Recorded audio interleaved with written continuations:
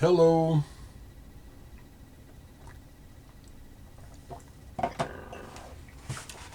Thursday, 22nd of September. Went ahead and turned on the camera before I really decided how I was going to approach the day.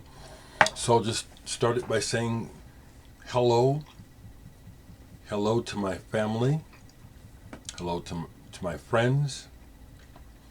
Hello to the world. And I hope that this day or evening when you watch this finds you in good health and mind.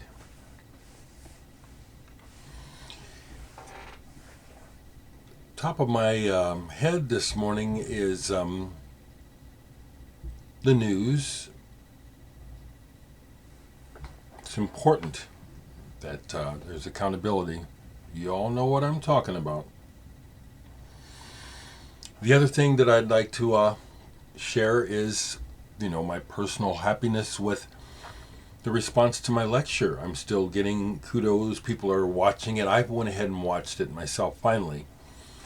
Sometimes, except for these, because it's such a routine, when I do other things, and it gets recorded, sometimes I'm, not hesitant, but it's like, watching yourself sometimes. Sometimes it's hard to just watch objectively. You can be hypercritical, And I'm happy to say that, the main criticism I have of watching myself is seeing how I need to get rid of this damn belly, from eating so much sherbet.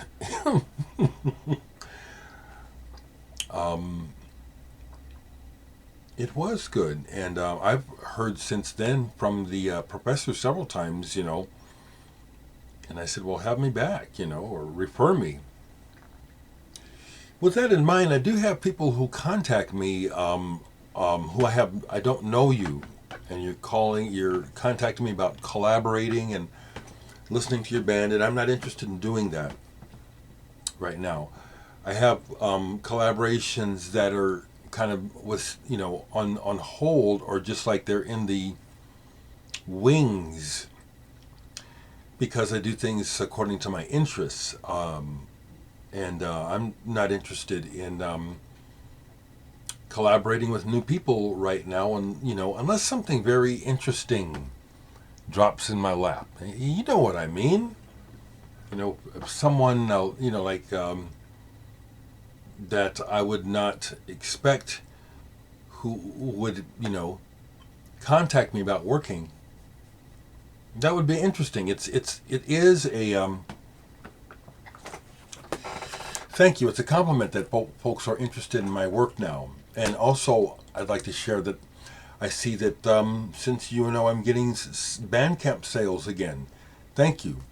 And it does stand to reason that out of sight, out of mind, advertising does work almost unfortunately. It's like, I hate seeing commercials all the time, and yet they do serve a purpose. But I still don't want to go that route personally, because of the way it feels when I let do things as naturally as possible. That's what I like. That's what's more important to me than making the sale, is how everything feels. Okay. Wearing my Icky Blossoms shirt. You all know about that band. I helped to write their first single off the first album, and I played with them live in their last days. I don't know if they'll ever come back. They ought to. I'll mention a musician that is not a household name, but played with almost everyone, and he passed away last month apparently. Drummer Anton Fier. I'm pretty sure it's Fier. I have him on a bunch of records, but the one that I pulled right away was the Golden Palominos album. I'm so glad I kept this. This album. I can tell that I have a good, astute audience here of people who know about music, or are interested in finding out about the good stuff. Here we go. It's got a who's who of people on here. Arto Lindsay, Fred Frith, Bill Laswell, Jamaluddin Takuma, John Moss, David Moss, John Zorn, okay? It just keeps going, all right? Michael Beinhorn, Nikki Skopelaitis, Din Lillet. This is very good. Some of the sounds on here have dated a little bit.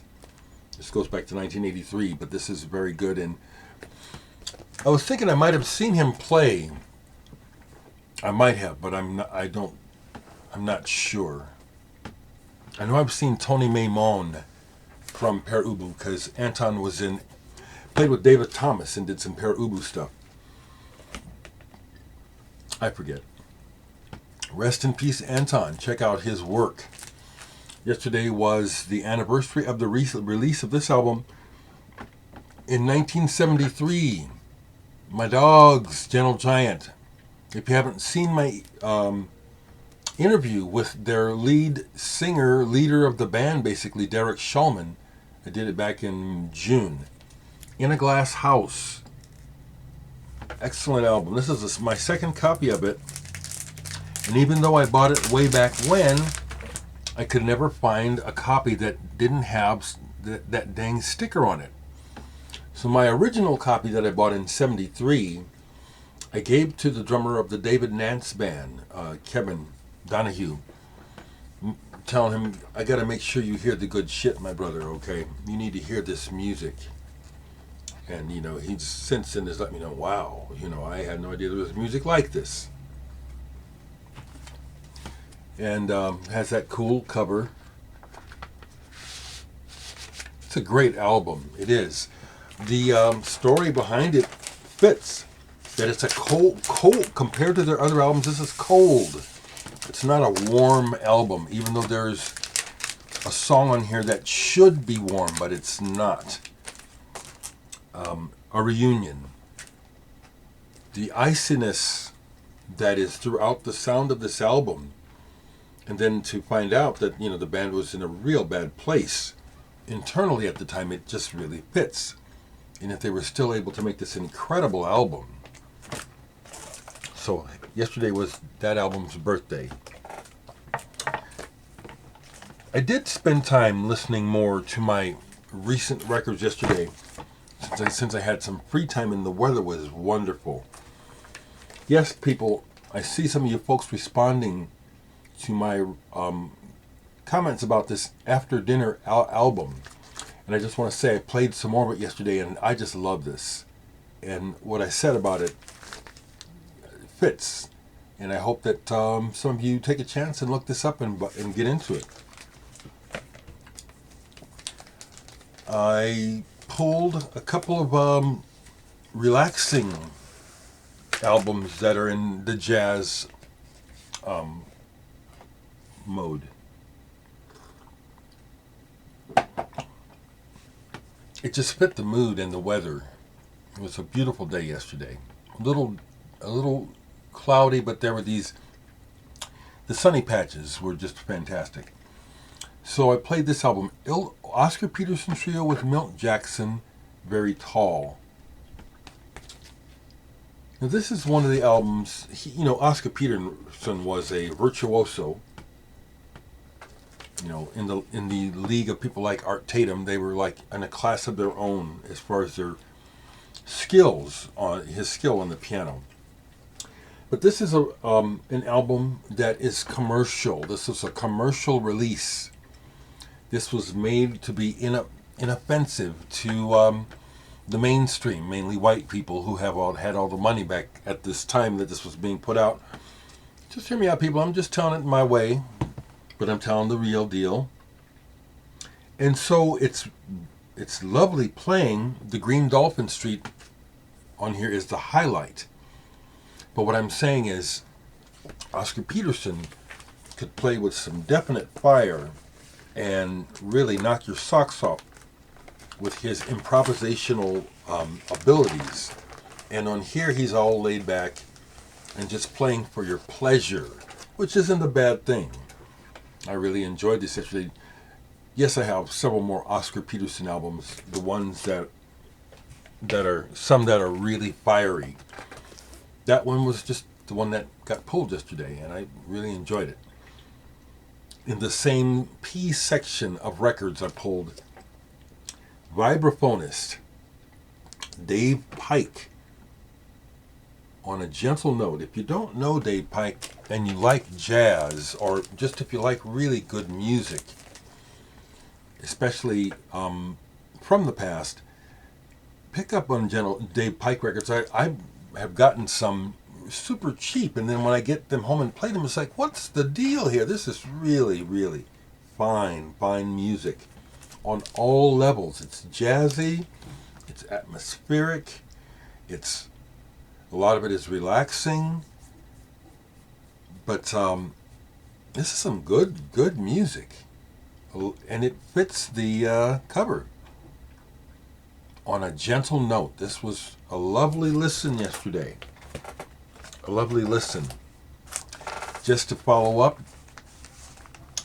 Oh, okay, here's something I played on CD yesterday. Just a pull, and I just decided to pull it. The spine kept catching my eye as I would walk past the CDs, and I'll pay attention to that. This is Andrew Drury, a percussionist, with a saxophonist and a pianist. My Fingers Will Be Your Tears. This is free jazz mixed with groove. And how I come to find out about this artist, Andrew Drury, was the last time I was on tour in New York. I went to John Zorn's place where he had shows. I forget the name of the room. It's well known. It's just on the tip of my tongue. And Andrew Drury was playing with someone else there that night. I can't recall off the top of my head who the artist was, but Drury was the drummer, and it was really excellent. It was that thing that when you can experience improvisation or people who create things together in a live setting, people that do that well, it's enthralling. It's very captivating to be in their midst as this thing evolves right in front of you and within you.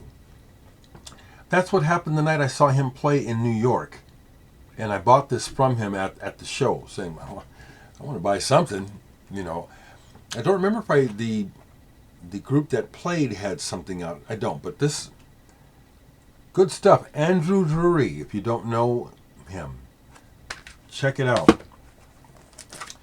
Listen to this again, the Miles Davis. This is it's a good one. It's good. It's good. Listen to some more of the Mary Halverson. This is definitely one of the top albums of the year. Doesn't sound like anything else. Man, this is good. It points your attention at the music, and then at some proper moments, it points your attention at her guitar playing. Mary Halverson is a badass. Okay? Excuse me. And then the one other thing I played yesterday was this library music album, TV Suite Number 2, Music De-Wolfe. And this was fun. It's all these little tags and statements and fanfares that were available and were likely used in some TV productions back in the day. And this one reminded me of old-time cop shows and city life type of shows that would be on TV back in the 60s when I was a kid. And a sense of nostalgia from listening to this was just really strong and really fun, lovely. Okay, is that what I got to say here? Did I miss anything? Because it's possible, as I've been sitting here, I may have missed something. Nope. Okay, folks. Have a good,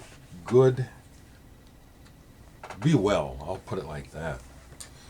Someone said namaste to me the last video. Namaste. Yes. That ancient, beautiful greeting. I love the sentiments of it. Namaste.